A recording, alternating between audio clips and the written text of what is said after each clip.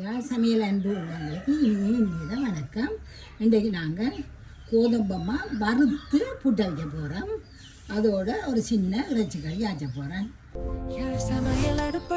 இறைச்சி, பெருஞ்சீரகம், இஞ்சி, உள்ளி, பச்சை மிளகாய் அரைச்சி வச்சுருக்கு, கருவேப்பிலை, உப்பு, தயிர், செத்தல் மிளகாய், வெங்காயம், இது தேங்காய் பூ புட்டுக்கு கோதும்பம்மா எடுத்துருக்கேன். கோதுமான்றது மைதா தான். இப்போ நாங்கள் கோதுமாவை வறுப்போம். அடுப்போம் ஊற்றிக்கிட்டு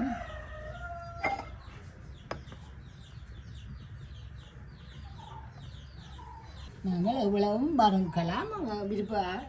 எவ்வளோத்துக்கு அவிக்க வேணுமோ அதை எடுப்போம். கலந்து மெல்லிய நெருப்பில் விட்டு வறுங்கோ. இது எல்லாத்துலேயும் புட்டு அவிச்சாண்டாண்டே சொன்னேன். இப்போ ஒரு பிள்ளையை எடுத்து கேட்டிருந்தேன், நீங்கள் வறுத்து அவிக்க இல்லையண்டு. அதனுடைய தான் இன்றைக்கு வறுத்து அவிக்கிறேன். அதனால் இது மெல்லிய நெருப்பாக புட்டு நீங்கள் வறுக்கணும். கொஞ்சம் கருகி வச்சாண்டாலும் புட்டுன்ற ருசியை மாற்றி விட்டுரும். அது வறுத்து கொண்டிருக்கேன். இங்கே நாங்கள் இந்த இறைச்சிக்குள்ள உப்பு, இந்த இறைச்சி கலவான உப்பை போடுவோம். இப்போ நீங்கள் காணாட்டி பார்த்து ருசி பார்த்து போடுங்க. உப்பு, இந்த தயிர், இந்த இஞ்சி, உள்ளி, பச்சை மிளகாய் எல்லாத்தையும் போட்டு நல்லா பிசைஞ்சு வைங்க. நல்லா பிசைஞ்சு வச்சிங்கன்னா அரை மணி நேரத்துக்கு புட்டு அவிச்சு முடிக்க மட்டும் அது கிடந்து ஊறட்டும். கிட்டத்தட்ட அரை மணி நேரத்துக்கிட்ட போகும்.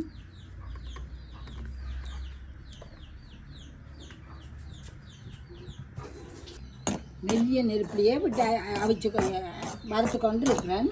இப்போ 5 நிமிஷமாக வறுக்கிறேன் பாருங்க.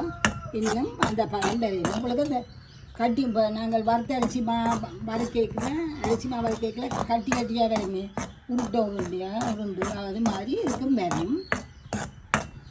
இப்போ பாருங்க அந்த இந்த நிறத்தை ரெண்டையும் பாருங்க. உங்களுக்கு இந்த ரெண்டையும் பார்க்கலாம் உங்களுக்கு வித்தியாசம் தெரியும். பருவட்டது அதோட ஒரு மணமும் வந்து வரும், வாசமும். இங்கே வேற ஒரு சொட்டு கருவேலும் இல்லை. கருக்க விட்டுறாதுங்க. நல்ல மெல்லிய நெருப்புலேருந்து பொறுமை. சமையலுக்கு முதலாவது தேவை பொறுமை. நல்ல பொறுமையாக செய்யணும். நீங்கள் இவ்வளோத்துக்கு பொறுமையாக செய்யணும்னா அவ்வளோத்துக்கு அந்த சத்துகளும் வீணாகாது, ருசியாகவும் செய்யலாம்.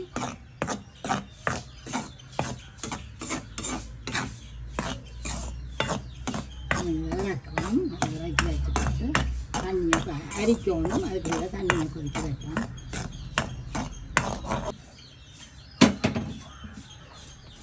இறக்கிட்டு 2 நிமிஷம் விடாங்க. அல்லது அடியில் இருக்கிறது கருவேப்பாக்கும் தண்ணியை கொதிக்க வைப்போம்.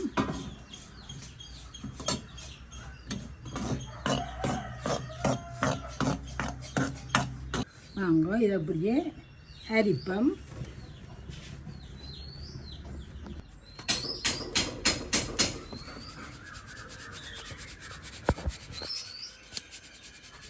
அரிசி வறுக்கிற கட்டை கட்டியாக வரும்போது அதுதான் அந்த கட்டியாக பாருங்க. அதை நாங்கள் அரிசி மாக்கு செய்கிற மாதிரியே சேர்த்து அரிசி விட்டால் கொஞ்சம் வறுத்தி 2 அப்படிதான் வரும். இந்த மாவை சட்டிக்குள்ள போடுவோம்.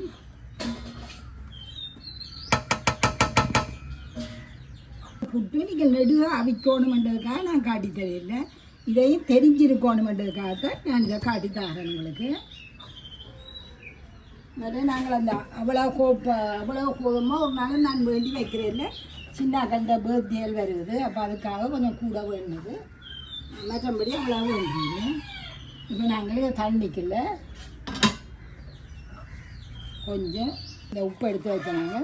இந்த தண்ணிக்கு அளவான உப்பை போட்டுக்கு நாங்கள் இதென்ன வேண்டாம். தண்ணி மிஞ்சினாலும் பரவாயில்லை. இந்த உப்பு மெல்லியொரு இது உப்பு கழிச்சா தானும் நல்லா பொங்க கொதிச்சிட்டு அடுப்பை நல்லா நாங்கள் குழைச்சி போட்டு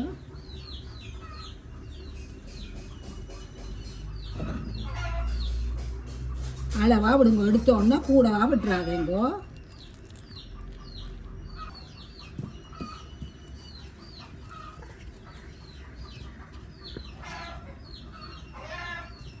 உங்களுக்கு நேரடியாக விடையிலாட்டி கொஞ்சம் கொஞ்சமாக ஒரு கோப்பியால் அள்ளி அள்ளி விடுங்க.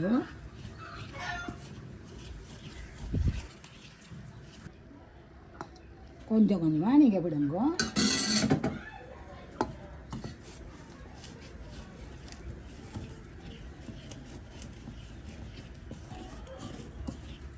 இதை காணும் அப்படியே மூடி விட்டீங்கன்னா நாங்கள் இப்போ நீத்துப்பட்டி புட்டண்டா இது அள்ளி அப்படியே நீத்துப்பட்டியில் அவிச்சு போட்டு நான் வழக்கமாக செய்கிற மாதிரி மிக்சியில் அடியுங்கோ. இப்போ நான் குழால் புட்டண்ட வழியாக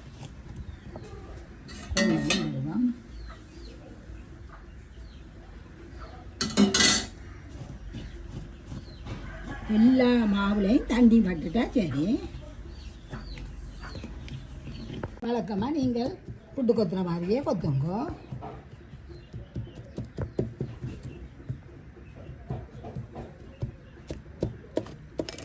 இப்போ நான் கொஞ்சம் மண்டபடியாக இப்படி கணக்கன்னா நீங்கள் அந்த மாவை பல்ஸில் 2 தரம் அடிச்செடுங்கோ.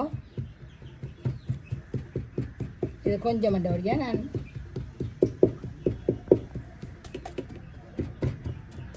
வழக்கமாக இந்த இப்படி செய்கிறேன். நான் எல்லாரும் இப்படி செய்கிறேன் இல்லை. நான் இந்த மாக்கில் கொஞ்சம் தேங்காய் பூ போடுறேன். நான் அங்கால குழல் பூ வருது, ஆவி வருது. நல்லா மூடிட்டு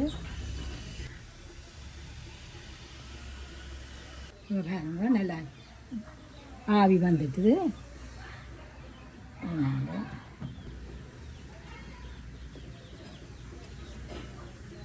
இதில் கொஞ்சம் தேங்காய் பூவை போடுவோம். நீங்கள் எத்தனையாக பிரிக்க போகிறீங்களோ அவ்வளோத்துக்கு மாவை போடுங்கோ. இது சின்ன குழாயில் நான் 3 தரம் தேங்காய் பூவால் தான் அந்த ஒவ்வொரு புட்டையும் பிரிக்கிறது.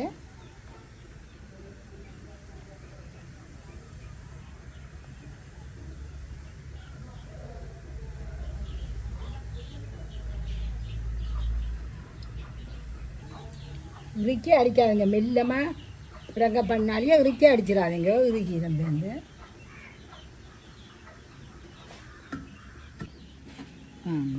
இது ஆவி வர மூடுவோம்.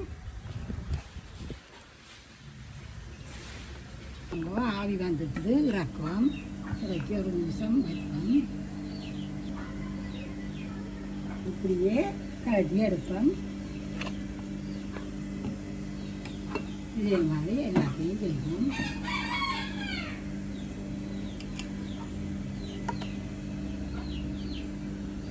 மூண்டா வருது இந்த புட்டு. கொஞ்சம் நீங்கள் சுழச்சுட வேண்டிங்கன்னா உடைய பார்க்கும் வச்சுட்டு கறியை காய்ச்ச வாங்குவோம்.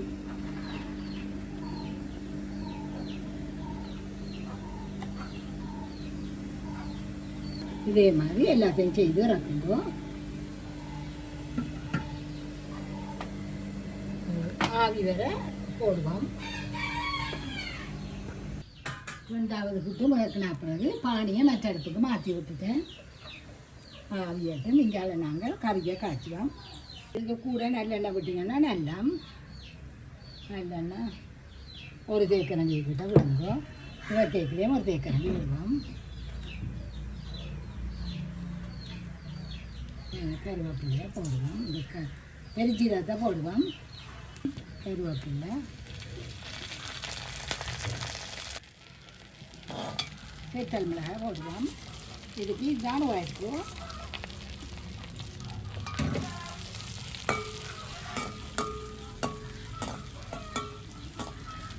கொஞ்சம் சேர்த்தாங்க, கொஞ்சம் அரை வெந்தாப்புறம் வெங்காயத்தை போடுவோம். கொஞ்சம் முழுகி கொண்டு வந்துட்டுது. இப்போ நாங்கள் வெங்காயத்தை போடுவோம். இது உங்களுக்கு கூட வெங்காயம் போட்டால் கூட கூட்டு பிடிக்கும். கறி நல்லா இருக்கும். இப்படியே கொஞ்சம் கண்ணாடி பழத்தை தாண்டட்டும். அதோடு நான் கொஞ்சம் இஞ்சி உடி அப்போது அந்த அதில் பிரத்யேகம் கொஞ்சம் கிள்ளி வச்சேன். நான் அதையும் போடுவோம். உப்பையில் கொஞ்சம் வதங்கட்டும். வதங்கினா அப்புறம் காட்டுறேன். இந்த வெங்காயம் செத்தல் இதுக்கு அளவான உப்பு போடுவோம். நாங்கள் கரைக்கில் போட்டுட்டோம். கலக்கு வச்சுக்கொண்டு போடுங்க. இந்த வெங்காயத்துக்கும் செத்தலுக்கும் அளவான உப்பு போடுவோம். ரெண்டு கட்டும் காட்டுறேன். இது வேணும் நல்லா பங்கு பட்டுட்டு இதுக்கு நாங்கள் போய் இஞ்சி உள்ளியே போடுவோம். அதுக்கு இறங்கி வர்ற எண்ணெயில் வதங்கும் பேருந்து சேர்த்து விடுவோம். நல்லா வைப்போம். அந்த எண்ணெய் பாருங்க அடியில் இறங்கி வந்து இப்படி நாங்கள் விட்டு போட்டு பார்த்தோம்னா அப்படியே எல்லா பக்கத்தாலே முறாங்க. அதில் பொடி கட்டிட்டு அந்த வாசம் இறங்கிட்டு 2 நிமிஷம் விட்டுட்டு நாங்கள் இறைச்சியை போடுவோம். இப்போ இந்த தயிர் இஞ்சி உள்ளி எல்லாத்துலேயும் ஊறின இறைச்சியை போடுவோம்.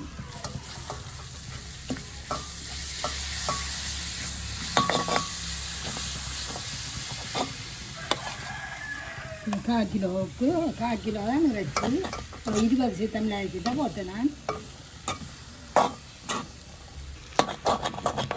நல்லா பிரட்டி போட்டு நாங்கள் இதை அப்படியே மூடி விட போகிறேன்.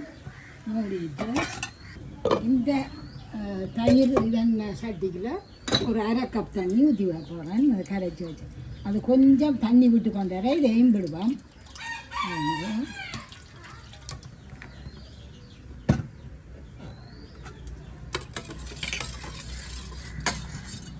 நல்லா இருக்கா கிளறி போட்டு தண்ணியை விடுவோம்.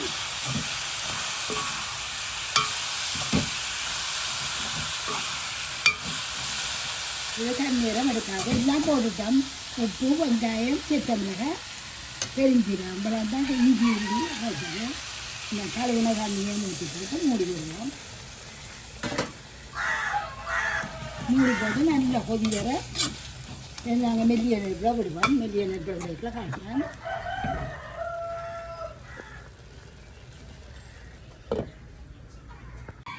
நல்லா கொதிச்சிட்டுது. நல்ல உரைப்பாக இருக்கும் உங்களுக்கு. இதை நாங்கள் நல்ல மெல்லிய நெருப்பில் கொண்டே விட போகிறேன். வேறு எரியறதே தெரியாமல் விட்டுருக்கு. இதில் அப்படி ஒரு 10 நிமிஷம் விட்டுட்டு இறக்குவோம். நாங்கள் குழைச்ச மாவில் இவ்வளவு புட்டும் வந்துருக்குது. அதையும் எடுத்து வச்சுட்டு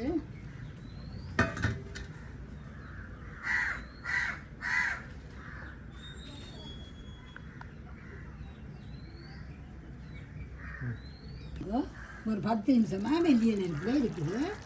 இறைச்சியெல்லாம் நல்லா விஞ்சிருக்கணும். நல்லா விஞ்சிருக்குங்க. இது குழந்தை பிள்ளைகள் இருந்தால் இப்படி காய்ச்சி கொடுக்காங்க. சரியான உரைப்பு.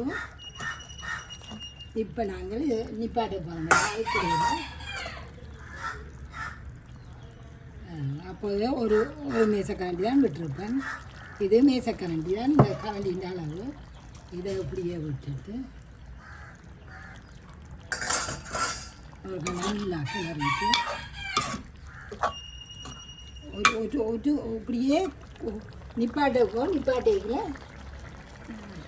இப்படி எங்களால் பக்கமாக கூடி தாண்டி கொண்டு வரைக்குள்ள கொஞ்சம் கூடி பேருந்து குறையும். அப்படியே நிப்பாட்டி விடும். இதை வரைக்கி இப்போ எடுப்போம்.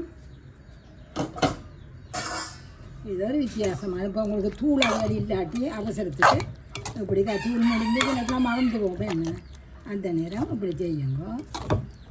நல்லா இருக்கும் இந்த கறி. ஒரு வித்தியாசமான ருசியில் இருக்குது உங்களுக்கு.